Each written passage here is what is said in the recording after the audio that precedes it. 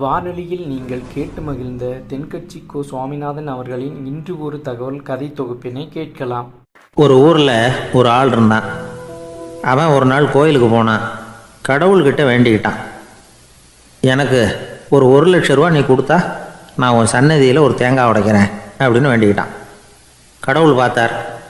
உடனே அவன் கண் முன்னாடி தோன்றினார். இந்தா நீ கேட்ட 1,00,000 ரூபாய் அப்படின்னு சொல்லி அவன் கையில் பணத்தை கொடுத்துட்டு மறைஞ்சிட்டார். இவனால் நம்பவே முடியல. இவ்வளவு சுலபமாக கிடைக்கும்னு தெரிஞ்சிருந்தா அனாவசியமாக ஒரு தேங்காய் உடைக்கிறேன்னு வேண்டியிருக்க வேண்டியது இல்லையே அப்படின்னு நினச்சான். இருந்தாலும் வேண்டுதலை நிறைவேற்ற வேண்டியது கடமை. அதுக்காக என்ன பண்ணால், பக்கத்தில் ஒரு கடைக்கு போனான். ஒரு தேங்காயை கையில் எடுத்தான். இது என்ன விலைன்னு கேட்டான். 5 ரூபான்னார் கடையில் இருந்தவர். அதிகமாக இருக்குதே விலைன்னா.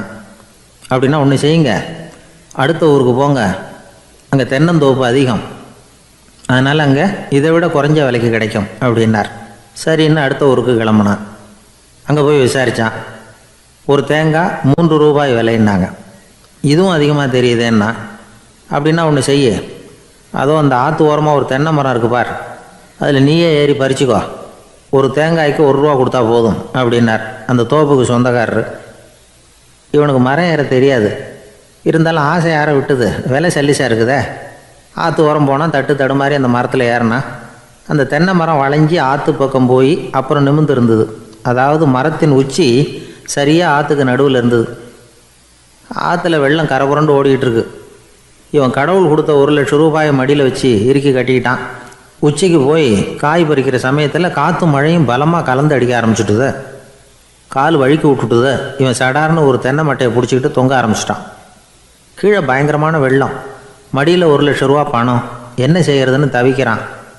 இந்த சமயம் கரையில் ஒரு யானை பாகன் யானையை குளிப்பாட்டிக்கிட்டு இருக்கிறான். அது அவன் கண்ணில் பட்டது. ஐயா ஒரு உதவின்னு கத்துனான். அவன் என்ன செய்யணும்னு கேட்டான்.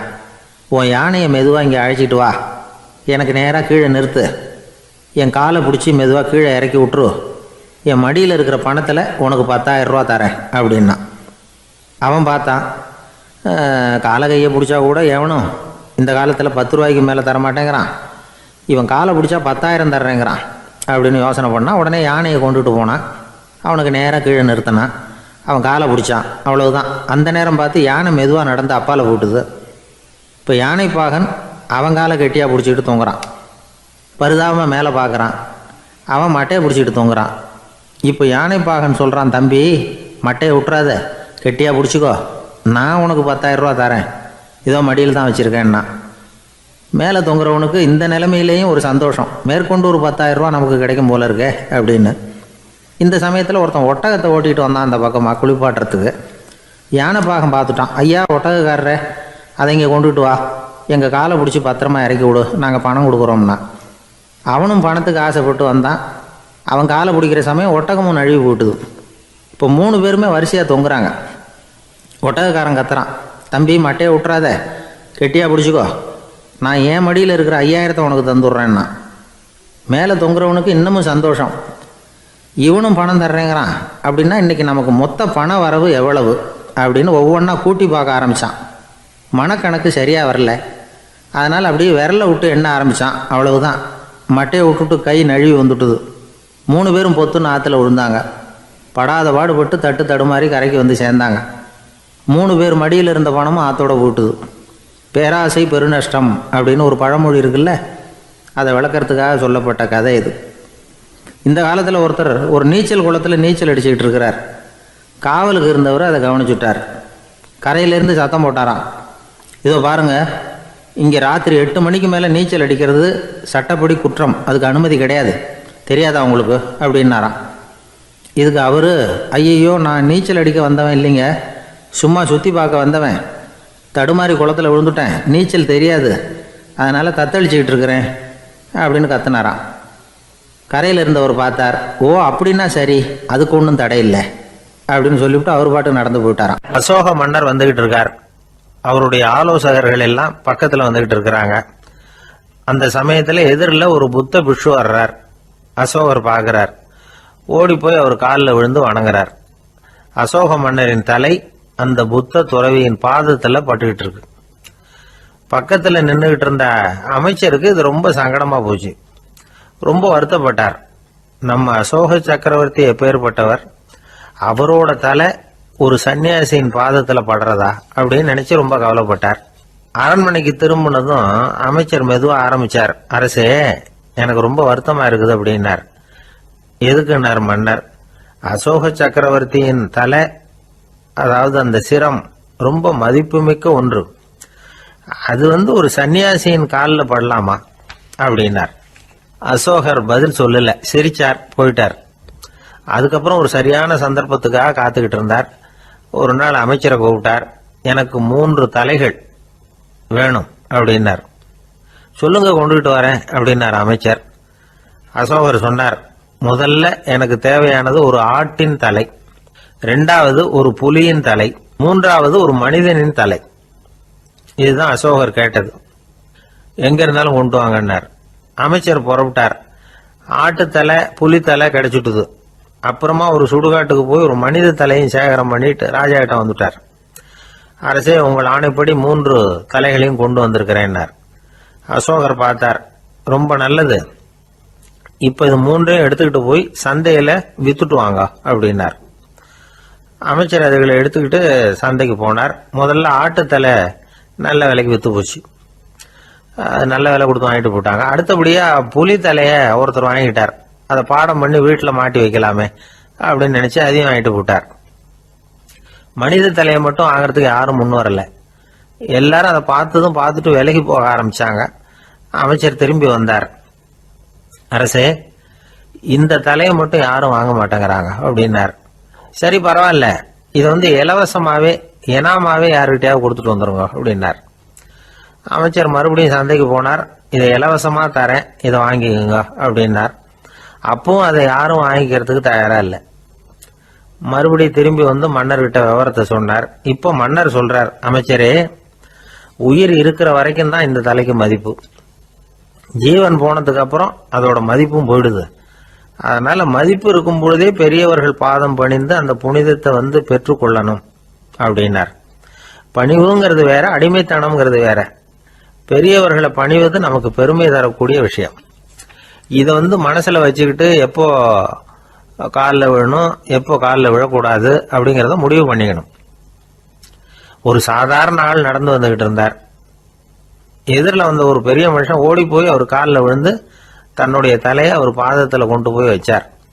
கொஞ்ச நேரம் கழிச்சு எழுந்திரிச்சு வந்துட்டார். வந்த பிறகு இவரை கேட்டேன், ஏன் திடீர்னு ஓடி போய் அந்த ஆளு காலில் விழுந்தீங்க அப்படின்னு. அவர் போட்டிருக்கிறது என்னோட காணாம போன செருப்பான்னு கண்டுபிடிக்கிறதுக்காக அப்படி விழுந்தேன் அப்படின்னார். நம்மள மாதிரி ஒரு ஆசாமி அவன் நம்மள மாதிரியே கற்பனை பண்ணான். அதாவது, நாம தான் இந்த உலகத்துல ரொம்பவும் கஷ்டப்படுறோம், மற்றவங்க எல்லாம் சந்தோஷமா இருக்கிறாங்க அப்படின்னு அவன் நினைச்சுக்கிட்டான். அவன் ஒரு நாள் கடவுளை வேண்டிக்கிட்டானான், சுவாமி, இந்த உலகத்துல எவ்வளவோ பேர் இருக்கிறாங்க, ஒவ்வொருத்தருக்கும் ஒவ்வொரு விதமான கஷ்டம் இருக்கலாம், ஒத்துக்கிறேன்.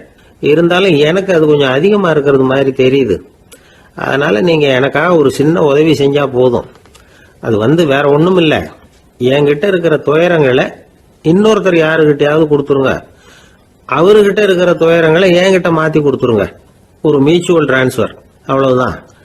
அப்படி பண்ணிவிட்டா போதும் அப்படின்னு வேண்டிக்கிட்டானான். அன்னைக்கு ராத்திரியே அவன் ஒரு கனவு கண்டிருக்கான். வானத்திலிருந்து ஒரு குரல் கேட்டிருக்கு. அது என்ன சொல்லிச்சு தெரியுமா? ஏ ஜனங்களே, எல்லாரும் அவங்க கஷ்டங்களை ஒரு பையில போட்டு எடுத்துக்குங்க. அப்படி எடுத்துக்கிட்டு நேரா இந்த ஊர் எல்லையில இருக்கிற கோயிலுக்கு சேருங்க அப்படின்னு அந்த குரல். ஆஹா, கடவுள் நம்ம பிரார்த்தனைக்கு செவி சாய்ச்சுட்டார் அப்படின்னு சந்தோஷப்பட்டான் இவன். உடனே என்ன பண்ணா, தன்கிட்ட இருந்த கஷ்டத்தையெல்லாம் ஒரு சாக்கு பையில போட்டு எடுத்துக்கிட்டான். வீட்டை விட்டு வெளியில வந்தான். தெருவில் இறங்கி நடக்கிறான். அங்க பார்த்தா ஏகப்பட்ட பேர் ஆளுக்கு ஒரு பைய தூக்கிக்கிட்டு கோயிலுக்கு போயிட்டு இருக்கிறாங்க.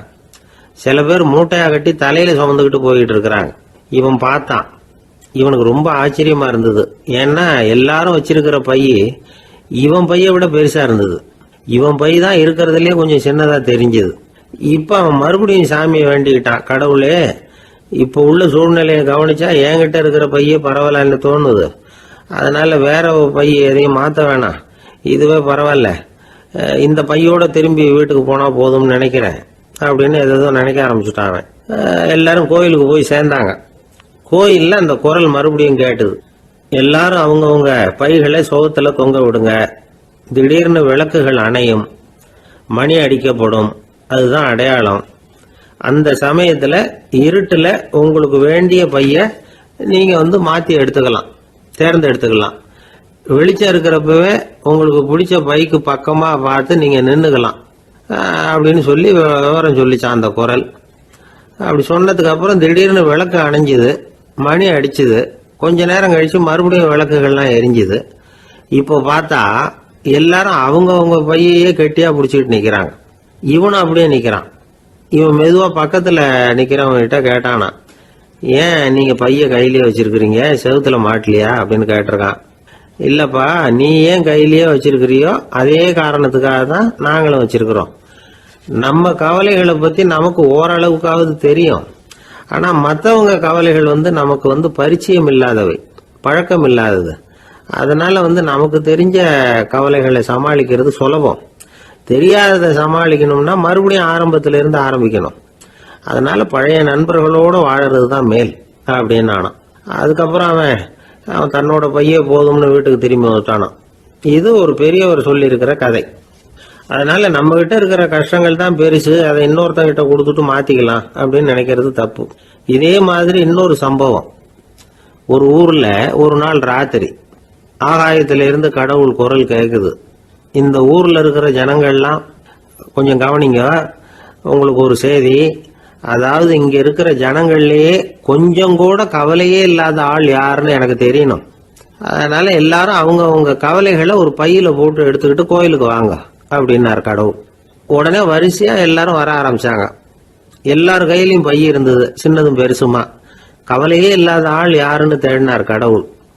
ஒரே ஒரு ஆள் மட்டும் கையில எதுவும் இல்லாம வெறும் கையை வீசிக்கிட்டு ரொம்ப ஜாலியா நடந்து வந்துகிட்டு இருந்தான். கடவுள் அவங்க கிட்ட போனார்.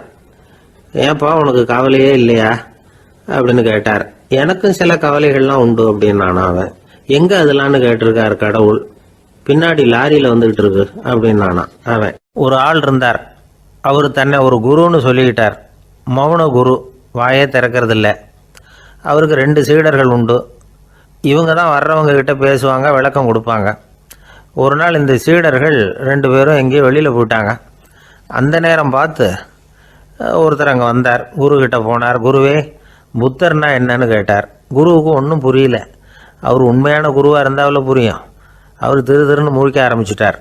இந்த நேரம் பார்த்து இந்த சீடர்கள் எங்கேயோ போயிட்டாங்களே, என்ன பண்ணுறது, உதவிக்கு யாராவது கிடைக்க மாட்டாங்களா அப்படின்னு அப்படியே சுற்றி பார்க்குறார். அங்கங்கே பார்க்குறார். வந்தவர் இதை கவனித்தார். ஏதோ புரிஞ்சுக்கிட்ட ஒரு மாதிரி அடுத்த கேள்வி கேட்டார். தர்மம்னா என்ன சுவாமின்னார். குருவுக்கு ரொம்ப சங்கடமாக போச்சு. நம்ம நிலைமை இப்படி ஆகிட்டுதே, இக்கட்டில் மாட்டிக்கிட்டோமே அப்படின்னு நினச்சபடியே விட்டத்தை பார்த்தார். அப்புறம் குனிஞ்சு தரையை பார்த்தார். அப்படியே உட்காந்துக்கிட்டார். வந்தவர் உடனே அடுத்த கேள்விக்கு போயிட்டார். தியானம்னா என்ன சுவாமின்னார். பாவம் என்ன பண்ணுவார் அந்த குரு, பேசாமல் கண்ணை கெட்டியாக மூடிக்கிட்டார். இது ஏதுடா வம்பா போச்சுன்னு. இவர் இப்படி பண்ணால் கூட வந்தவர் சளைக்கல. இன்னொரு கேள்வியும் கேட்டார். ஆசீர்வாதம்னா என்ன அப்படின்னார். இவர் பார்த்தார். இப்படியே போனால் இவர் கேள்வி கேட்குறத நிறுத்த மாட்டார் அப்படின்னு நினச்சிக்கிட்டு எனக்கு ஒன்றுமே தெரியாதுங்கிற பாவனையில் 2 கையையும் விரித்து காட்டினார். வந்தவர் முகத்தில் மகிழ்ச்சி, மன நிறைவு. ஏதோ எல்லாம் புரிஞ்சுக்கிட்ட ஒரு மாதிரி அங்கேருந்து புறப்பட்டு போனார். வழியில் அந்த குருவோட சீடர்கள் 2 பேரையும் சந்தித்தார். உங்கள் குருவை தான் பார்த்துட்டு வரேன்னார் இவர். என்ன நடந்ததுன்னு கேட்டாங்க. இவர் வரமா சொல்கிறார். உங்கள் குரு எவ்வளவு பெரிய ஞானி தெரியுமா? புத்தர்னா என்னன்னு கேட்டேன். அதுக்கு அவர் அப்படியும் இப்படியும் பார்த்தார். அதுக்கு என்ன அர்த்தம் தெரியுமா? மக்கள் புத்தரை அங்கேயும் இங்கேயும் தேடுறாங்க. உண்மையில் அவர் அங்கேயும் இங்கேயும் தேடி கண்டுபிடிக்க முடியாது அப்படிங்கிறத அவர் செய்கை மூலம் உணர்த்தினார். அதுக்கப்புறம் தர்மம்னா என்னன்னு கேட்டேன். அவர் மேலேயும் கீழையும் பார்த்து தர்மம் சமமானது, அதில் உயர்வு தாழ்வு இல்லைங்கிறத உணர்த்தினார். அதுக்கப்புறம் தியானம்னா என்னன்னு கேட்டேன். கண்ணை மூடிக்கிட்டார். கண்ணை மூடி காணுகிற அற்புதம் அது அப்படிங்கிறத புரிஞ்சுக்கிட்டேன். கடைசியாக ஆசீர்வதிக்கப்படுறது பற்றி கேட்டேன். கைகளை நீட்டி உதவுறது தான் அது அப்படிங்கிறத தன்னுடைய இருகை விரித்து உணர்த்தினார். எவ்வளோ பெரிய மகான் அவர் அப்படின்னு சொல்லிவிட்டு அவர் பாட்டு போயிட்டார். சீடர்கள் அதுக்கப்புறம் மெதுவாக குருக்கிட்ட சேர்ந்தாங்க. அவங்கள பார்த்ததும் குருவுக்கு கோபம் வந்துட்டுது. அடே பாவிகளா, எங்கடா போய் தொலைஞ்சிங்க? நான் ஒரு ஆளுகிட்ட மாட்டிக்கிட்டு என்ன பாடுபட்டிருக்கேன் தெரியுமான்னார். இது மாதிரி தான் நாம் சாதாரண மனிதர்களின் புற வேடங்களிலேயே மயங்கி போயிடுறோம். அவங்க பேச்சு, செய்கை, பார்வை இதிலெல்லாம் ஏதோ பெரிய தத்துவம் இருக்கிறதாக நினச்சிக்கிறோம். உண்மையிலேயே அந்த தத்துவங்கள் யாருக்கு சொந்தம்? அவங்களுக்கு இல்லை, நமக்கு தான் சொந்தம். நாம் தானே அதை கற்பிச்சுக்கிட்டோம். நம்மை நாம் அடையாளம் கண்டுக்கிறதில்ல, நாம் யாருங்கிறது நமக்கு புரியறதில்ல. அதுதான் இன்றைக்கி நடக்கிறது. அதனால தான் அடுத்தவங்களை தேடி ஓடிக்கிட்டு இருக்கிறோம். சில வீடுகளில் கூட இது மாதிரி சைகைகள் உண்டு. சில குடும்ப தலைவர்கள் தினமும் காலையில் கண்ணை கெட்டியாக மூடிக்கிட்டு கை ரெண்டையும் சுத்தமாக விரித்து வச்சுக்கிட்டே உட்காந்து தியானம் பண்ணுறது வழக்கம். எதுக்காக அப்படி பண்ணுறீங்கன்னு ஒருத்தரை பார்த்து கேட்டேன். இந்த மாதம் வாங்கின சம்பளம் பூரா தீர்ந்து போச்சு, இனிமேல் என் கையில் சுத்தமாக ஒன்றும் இல்லை, புதுசாக எதுவும் செலவு வச்சுடாதே அப்படிங்கிறத அப்படி உள்ளங்கை ரெண்டையும் விரித்து காட்டி அவங்களுக்கு உணர்த்துறேன் அப்படின்னார். ஒரு காட்டில் ஒரு நரி இருந்தது. ஒரு நாள் காலை நேரம் அது தன்னுடைய இருப்பிடத்திலிருந்து வெளியில் வந்தது. கொஞ்சம் தூரம் நடந்து வந்தது. அப்போ தான் அது தன்னோட நிழலை கவனித்து பார்த்தா அது ரொம்ப நீளமாக பெருசாக இருக்குது. காலை நேரத்தில் நிழல் அப்படி தானே இருக்கும். ஆனால் அந்த நரிக்கு அந்த விஷயம் தெரியல. தன்னுடைய நீண்ட பெரிய நிழலை பார்த்து ஆச்சரியப்பட்டது. ஆஹா, நாம் இவ்வளவு பெருசாக இருக்கிறோம் அப்படின்னா என்னுடைய காலை சாப்பாட்டுக்கு ஒரு யானை இல்லைன்னா ஒரு ஒட்டகம் கிடைச்சாதான் சரியாக இருக்கும் போல இருக்கு அப்படின்னு முடிவு பண்ணிக்கிட்டுது. உடனே ஒரு யானை அல்லது ஒட்டகத்தை தேடி அலைஞ்சது, எங்கே கிடைக்கும்னு. கிடைக்கவே இல்லை. மத்தியானம் 12 மணி ஆயிட்டுது. பசியோடு அலையுது. இப்போ தன்னோட நிழலை பார்த்தது. அது மத்தியான நிழல் எப்படி இருக்கும்? அது ரொம்பவும் குறுகி போய் தெரிஞ்சுது. உடனே அந்த நரி என்ன நினச்சிக்கிட்டு தான் தெரியுமா? காலை ஆகாரம் சாப்பிடாததுனால நம்ம உடம்பு இப்படி அழிச்சு போட்டுதே அப்படின்னு நினச்சிக்கிட்டு தான். கொஞ்ச நேரம் கழித்து மறுபடியும் தன்னுடைய நிழலை பார்க்குது. அது இன்னமும் குறுகி போய் காலடியிலே வந்துட்டுது. அதுக்கு பயமாக போயிடுது. ஐயையோ, இன்னும் கொஞ்சம் நேரத்தில் நாம் இறந்துருவோம் போல இருக்க, இப்போ என்ன செய்யறது? இந்த சமயத்தில் ஒரு எறும்பு கிடைச்சா கூட போதும், அதை நம்ம காலை ஆகாரமாக நினச்சி சாப்பிட்டுள்ளாமே அப்படின்னு நினச்சிதான். நம்முடைய நிழல் கூட நம்மளை மாதிரியே தான் அடிக்கடி மாறிக்கிட்டே தான் இருக்குது. அது எப்பவும் ஒரே மாதிரி இருக்கிறது இல்லை. மனிதனுக்கு ஏற்படுகிற தன்முனைப்பு இருக்கு பாருங்க, ஈகோ, அது கூட ஒரு நிழல் மாதிரி தானா. அப்படி நினைக்க ஆரம்பிச்சுட்டா அதனால ஏதும் பிரச்சனை வராதான். தன்முனைப்பை நிழல் போலவே ஏற்றுக்கொள்ளுங்கள் அப்படிங்கிறது பெரியவங்க கருத்து. ஒரு காரியத்தை வெற்றிகரமாக நல்ல விதமாக செஞ்சு முடிக்கிறோம்னு வச்சுக்கோங்க. அந்த சமயத்தில் ஒரு வித நுட்பமான தற்பெருமை நமக்குள்ள உண்டாகுது. இது இயற்கையானது, அதனால இது மேலே பற்று வைக்கக்கூடாது. அப்படி வைக்க ஆரம்பிச்சுட்டா அந்த தற்பெருமை ஒரு நிரந்தர விருந்தாளியாக நம்மகிட்ட தங்கிக்கும். நம்ம நிழல் எப்படின்னு பாருங்க, நாம் நடக்கும் பொழுது நம்ம பின்னாடியே வரும். தன்முனைப்பையும் அப்படியே நினச்சிக்கோங்க. நிழல் யாருக்கும் எந்த பிரச்சனையையும் உண்டாக்குறது இல்லை. ஆனால் அந்த நிழலை கண்டே நாம் பயப்பட ஆரம்பிச்சுட்டா நாம் எதுலேயும் வெற்றி காண முடியாது. நிழலோட சண்டை போடக்கூடாது. அது மாதிரி தன்முனைப்போடவும் நாம் சண்டை போட வேண்டியதில்லை. இல்லாத ஒன்றோடு சண்டை போடுறது எப்படின்னா, அது இருட்டோட சண்டை போடுறது மாதிரி. நாம் நிழல் கிடையாது, நம்மகிட்ட இருக்கிற தன்முனைப்பு ஒரு நிழல். நம்ம நிழலையும் நமக்கு சமமாக பார்க்குறோம் பாருங்க, அங்கே தான் சிக்கலே ஆரம்பம். இப்போ நாம் நடந்து போய்கிட்டு இருக்கிறோம். நம்ம நிழல் தரையில் விழுது. யாரோ ஒருத்தர் நம்ம நிழல் மேலே காலை வச்சு நடந்து போகிறார். உடனே அவர்கிட்ட சண்டைக்கா போகிறோம், ஏண்டா என் நிழலை மிதிச்ச அப்படின்னு. நமக்கு தெரியும் அது நிழல் தாங்கிறது. அவர் உங்கள் மேலே நடக்கலை, உங்களுடைய நிழல் மேலே தான் நடக்கிறார். அது மாதிரி உங்கள் தன்முனைப்பின் மேலே யாராவது நடந்தால் உங்களை அவமானப்படுத்துறதா நினைக்கிறீங்க. காரணம், நாமளும் நம்ம தன்முனைப்பும் ஒன்றுங்கிற நினைப்பு தான் காரணம். மற்றபடி வேற ஒன்றும் கிடையாது. நம்ம நிழல் மேலே நடக்கிறவர் நம்மளை காயப்படுத்துறதில்லை. தன்முனைப்பை வேண்டாத ஒன்றாவும் பார்க்க வேண்டியதில்லை. அது இயற்கை. நிழலை உங்கள் முன்னாடி வைக்க வேணாம், அது உங்கள் பின்னாடியே இருக்கட்டும். நிழலின் நிழலாகி விடாதீர்கள், நீங்கள் நீங்களாகவே இருங்கள். இதுதான் சான்றோர் சிந்தனை. ஒரு பேருந்தில் ஒரே நெரிசல். ஒருத்தர் பக்கத்தில் நின்றுகிட்டு இருந்தவர்கிட்ட ரொம்ப பணிவாக விசாரித்தார், ஏன் சார் நீங்கள் ஏதாவது பெரிய உத்தியோகத்தில் இருக்கிறீங்களா அப்படின்னார். அப்படிலாம் ஒன்றும் இல்லைங்கன்னார் அவர். அப்படின்னா வேற ஏதாவது அரசியலில் பெரிய பதவியில் இருக்கிறீங்களா அப்படின்னு கேட்டார். அதுவும் இல்லைங்கன்னார். சரி, பணமாவது அதிகமாக வச்சுருக்கீங்களா அப்படின்னு கேட்டார். அப்படிலாம் ஒன்றும் கிடையாது சார்னார் அவர். அப்புறம் எதுக்குடா என் காலை மிதிச்சுக்கிட்டு இருக்கிற, எடுறா காலை அப்படின்னாராம். ஒரு ஊரில் ஒரு பெரியவர் இருந்தார். அவர் ஒரு குரு. அவர் தொடர்ந்து தியான கூட்டங்கள் நடத்துவார். அந்த கூட்டத்தில் கலந்துக்கிறதுக்காக பல ஊர்கள்லேருந்து சீடர்கள் நிறைய பேர் வருவாங்க போவாங்க. ஒரு நாள் அங்கே கூட்டம் நடந்துக்கிட்டு இருக்குது. அந்த சமயத்தில் சீடர்களில் ஒருத்தன் என்னத்தையே திருடி விட்டான். மற்ற சீடர்கள் அதை கவனிச்சுட்டாங்க. இவன் ஆப்பிட்டுக்கிட்டான். கூட்டம் முடிஞ்ச பிற்பாடு இவன் திருடின விஷயத்தை அந்த பெரியவர்கிட்ட போய் சொன்னாங்களாம். அவர் கவனத்துக்கு கொண்டுகிட்டு போனாங்க. ஆனால் அவர் இதை காதிலே போட்டுக்கல, கண்டுக்கவே இல்லை. போய் சொன்ன சீடர்களுக்கெல்லாம் ஏமாத்தமாக போயிட்டுது. என்ன இது, இவ்வளவு தூரம் நாம் கண்டுபிடிச்சி போய் சொல்கிறோம், அவர் கண்டுக்கவே மாட்டேங்கிறாரே அப்படின்னு ஒரு மாதிரி ஆகிட்டாங்க. இருந்தாலும் அதை பற்றி ஒன்றுமே சொல்லிக்கல, பேசாமல் இருந்துட்டாங்க. கொஞ்ச நாள் ஆச்சு. அதே ஆள் மறுபடியும் ஒரு திருட்டில் மாட்டிக்கிட்டான். சீடர்கள் மறுபடியும் அந்த குருக்கிட்ட விஷயத்தை சொன்னாங்க. அவர் அப்பவும் வழக்கம் போல் சும்மாவே இருந்துட்டார். இவர் இப்படி இருக்கிறத பார்த்ததும் அந்த சீடர்களுக்கு கோபம் வந்துட்டுது. உடனே அந்த சீடர்கள்லாம் ஒன்று கூடி பேசினாங்களாம். எல்லாருமா சேர்ந்து ஒரு விண்ணப்பம் தயார் பண்ணாங்க. அதை குருநாதர்கிட்ட கொண்டுட்டு போய் கொடுத்தாங்க. அந்த விண்ணப்பத்தில் இவங்க என்ன எழுதியிருக்கிறாங்க தெரியுமா? குருநாதர் அவர்களே, உடனே திருடனவன் மீது சட்ட நடவடிக்கை எடுக்கணும். நீங்கள் அப்படி அவனை இங்கே சேர்க்கக்கூடாது. நீங்கள் சேர்த்திங்கன்னா நாங்கள் இங்கே இருக்கிறத பற்றி யோசிக்க ஆரம்பிச்சிருவோம். அவனை இந்த மடத்தை விட்டே துரத்தி பண்ணணும். நீங்கள் அவனை வெளியில் அனுப்புங்க, இல்லைன்னா நாங்கள் அத்தனை பேரும் வெளியில் போயிடுறோம்.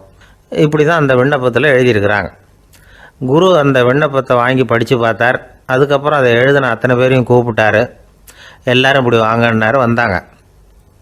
இப்படி என் எதிரில் உட்காருங்கன்னார். உட்காந்தாங்க. அப்புறம் சொன்னார், இதை பாருப்பா, நீங்கள் எல்லோரும் புத்திசாலிகள். உங்களுக்கு எது நல்லது எது கெட்டதுங்கிறது நல்லா தெரியும். நீங்கள் மேற்கொண்டு ஏதாவது படிக்கணும்னு நினச்சா வேறு எங்கே வேணும்னாலும் போகலாம். அதுக்கு நான் தடை சொல்ல மாட்டேன். ஆனால் உங்களால் குற்றம் சாட்டப்பட்ட அவன் இருக்கானே, அவன் எப்படின்னா அவனுக்கு எது நல்லது எது கெட்டதுங்கிறதெல்லாம் தெரியாது. அதனால தான் திருடுறான். நீங்கள் சொல்கிறது மாதிரி அவனை அடித்து துரத்தி விடுறோம்னு வச்சுக்கோங்க, அவனுக்கு எப்படி நல்லது கெட்டது தெரியும்? அவனுக்கு அதை யார் சொல்லி கொடுக்குறது? அதனால் இங்கேயே இருக்கட்டும், அதுதான் சரி. இதுக்காக நீங்கள் எல்லாரும் என்னை விட்டுட்டு போனாலும் சரி, அவனை நான் விரட்ட மாட்டேன் அப்படின்னு விட்டாரான். இவ்வளவையும் திருடனை அந்த சீடன் கேட்டுக்கிட்டே இருந்திருக்கான். அவன் கண்களில் கண்ணீர். அப்படியே எழுந்திரிச்சு வந்தான். குரு காலில் விழுந்தான். அவன் கண்ணீரில் அவனது தீமை கழுவப்பட்டது அப்படிம்பாங்க. அதாவது சீடர்களுக்கு அந்த குருவோட பெருமை அப்போ தான் புரிஞ்சுதான். ஒரு நல்ல ஆசிரியர் இருக்காருன்னு வச்சுங்க, நல்லா படிக்கிற பையனுக்கு தான் பாடம் சொல்லி கொடுப்பேன்னா அது என்ன பெரிய விஷயமா? மோசமாக படிக்கிறவனையும் மாற்றி காட்டுறேங்கிறது தான் பெருமை. இந்த காலத்து குரு ஒருத்தர் ஒரு ஆசிரமம் வச்சு நடத்திட்டு வந்தார். நிறைய பேர் தினம் வருவாங்க போவாங்க. ஒரு நாள் ஒருத்தன் வந்தான். அந்த குரு முன்னாடி போய் நின்னான். ஐயா, என்ன உங்கள் சீடனாக ஏற்றுக்கணும்னா. அந்த குரு நிமிர்ந்து பார்த்தார். உன்னுடைய நோக்கம் என்னன்னு கேட்டார். ஐயா, உங்ககிட்ட கொஞ்ச நாள் இருந்தேன்னா நல்ல பழக்க வழக்கங்களை கற்றுக்கலாம். அதுக்கப்புறம் வெளியில் போய் ஒரு நல்ல தொழில் தொடங்கி வாழ்க்கையில் முன்னுக்கு வரணுங்கிறது தான் என்னோட நோக்கம் அப்படின்னா.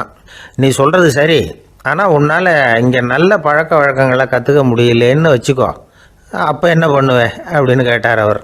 அப்படி ஆச்சுன்னா என்ன, உங்களை மாதிரியே ஒரு ஆசிரமம் ஆரம்பித்து அதுக்கு குருவாக இருந்துட்டு போகிறேன் அப்படின்னு. நானும் தான் மட்டும் வாழ்ந்தால் போதும் அப்படின்னு நினைக்கிறவங்க உண்டு. தானும் வாழணும், அடுத்தவங்களும் வாழணும் அப்படின்னு நினைக்கிறவங்களும் உண்டு. முதல்ல சொன்ன வகையை சேர்ந்த மனிதர்கள் எப்படி தெரியுமா? எப்படியாவது தான் மட்டும் வாழ்ந்தால் போதுங்கிற நினைப்பு தான் எப்பவும் அவங்களுக்கு இருக்கும். தங்களுடைய வளர்ச்சிக்கு எது தடையாக இருந்தாலும் சரி, யார் தடையாக இருந்தாலும் சரி, அதை அழிச்சுட்டு தான் மறுவேலை பார்ப்பாங்க. அவங்கெல்லாம் பாவ காரியங்களுக்கு தயங்குறதே இல்லை. அப்படிப்பட்ட வாழ்க்கை அவங்களுக்கே இடைஞ்சல அமைஞ்சு விடுறது உண்டு. அதை விளக்கிறதுக்கு ஒரு கதையும் உண்டு. ஒரு ஊரில் அப்படிப்பட்ட ஆள் ஒருத்தன் இருந்திருக்கான். நிறைய பாவங்களை செஞ்சவன். அதன் காரணமாக நரகப்படுகொழியில் விழுந்துட்டான். நரகப்படுகொழிங்கிறது ஒரு பெரிய கிணறு மாதிரி. ஏற்கனவே பாவம் செஞ்சவங்க நிறைய பேர் அதில் விழுந்து கிடக்குறாங்க. உள்ள ஏகப்பட்ட சத்தம், எல்லாம் அந்த பாவாத்மாக்கள் போடுற சத்தம். இப்போ விழுந்தானே இவனும் சத்தம் போட்டான். இவன் போடுற சத்தம் கொஞ்சம் அதிகமாக கேட்டுது. இந்த கிணத்துக்கு பக்கத்தில் புத்தர் உட்கார்ந்துருக்கிறார். அவர் காதில் இவன் போடுற சத்தம் விழுந்தது. உடனே அந்த கிணத்தடிக்கு போனார். குனிஞ்சு பார்த்தார். சாமி, என்னை காப்பாற்றுங்க அப்படின்னு கத்தனான் இவன். புத்தர் அவனை கொஞ்சம் கவனித்து பார்த்தார். மனித சமுதாயத்துக்கு அவன் என்னென்ன கெடுதல் பண்ணியிருக்கிறாங்கிற விவரமெல்லாம் அவர் மனக்கண்ணில் தெரிஞ்சது. அவருக்கு எல்லாம் புரிஞ்சு போச்சு. இருந்தாலும் அவனை காப்பாற்றுறதுக்கு ஏதாவது வழி உண்டா அப்படின்னு யோசித்தார். அவன் தன்னுடைய வாழ்நாளில் ஏதாவது நல்லது செஞ்சுருக்கானா அப்படின்னு பார்த்தார். ஒரே ஒரு சமயம் அவன் தன்னுடைய காலடியில மிதிபட இருந்த சிலந்தியை மிதிக்காமல் தாண்டி போயிருக்கிறான். இந்த ஒரு காரியத்துக்காக அவனை கரையேற்ற முடியுமா அப்படின்னு நினைச்சார். அவ்வளவுதான். உடனே அவர் கையில ஒரு சிலந்தி வந்து உட்காந்துதான். அதுகிட்ட இருந்து நூல் இழை வெளிவர ஆரம்பிச்சது. அந்த நூல் இழை கிணற்று ஆழம் வரைக்கும் அப்படியே நீண்டுகிட்டே போச்சான். புத்தர் பார்த்தார். இந்த நூலை பிடிச்சிக்கிட்டு மேலே ஏறி வா அப்படின்னார். என்னங்க சொல்றீங்க, இந்த சிலந்தி நூல் என்ன தாங்குமான்னு கத்தனான். எல்லாம் தாங்கும், அதை பிடிச்சிக்கிட்டு ஏறி வா அப்படின்னார். சந்தேகத்தோடவே அவன் அந்த நூல் இழைய பிடிச்சி இழுத்து பார்த்தான். ரொம்ப வலுவா இருந்தது. அவனுக்கு ஆச்சரியம். அதை பிடிச்சிக்கிட்டே மெதுவா மேலே ஏறி வர ஆரம்பிச்சுட்டான். பாதி தூரம் ஏறி வந்திருப்பான். அப்போ அவன் காலுக்கு கீழே ஏதோ சத்தம். என்னன்னு குனிஞ்சு பார்க்கறான். கீழே கிடந்தவங்க சில பேரும் அந்த நூலை பிடிச்சி மேலே வந்துகிட்டு இருக்கிறாங்க. இவனுக்கு கோபம் வந்துட்டுது. தன்னுடைய இடுப்புல வச்சிருந்த கத்தியை எடுத்து தன்னுடைய காலுக்கு கீழே நூல் இழையை அப்படியே வெட்டி விட்டுட்டான். இனிமே நாம மட்டும்தான் மேலே ஏறி வந்துடணும் அப்படின்னு நினைச்சுக்கிட்டான். ஆனா நடந்தது என்ன தெரியுமா? மொத்த நூல் இழையும் அப்படியே அருந்து கீழே விழுந்துட்டுது. அவனும் பொத்துன்னு கீழே விழுந்துட்டான். மறுபடியும் கத்த ஆரம்பிச்சுட்டான். ஏற்கனவே அவன் செஞ்சிருந்த ஒரு சிறு கருணை அந்த நூல் இழைக்கு உறுதியை கொடுத்தது.